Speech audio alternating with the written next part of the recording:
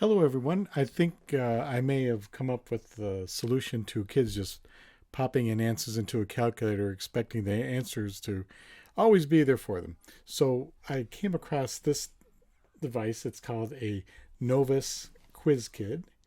And this was something that came out in the 1970s.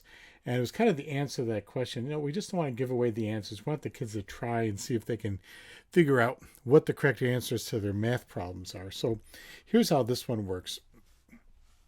You have two lights. You have a green one over here, a red one over here. And I bet you can guess, if you get it correct, it'll be green. And if it's wrong, it'll be red. And so how this works, I've already turned it on. So let's say you have a simple problem here, and we're going to go 2 times 3 equals 6. And then you hit the question, is that correct? And you can see the little green light comes on. And then you hit the red button, the clear button. And let's say you get it wrong. Let's say 2 times 3 equals 9. You hit the question mark, you get a red light on that one.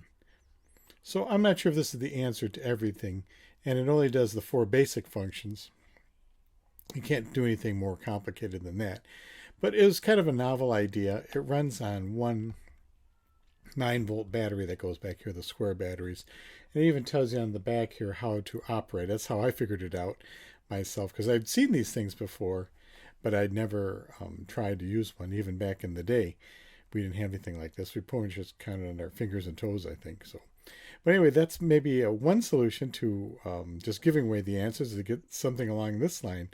At least you have a chance to take a guess at it. But anyway, thanks for watching, everyone. I just thought you might find this interesting, the Novus Quiz Kid.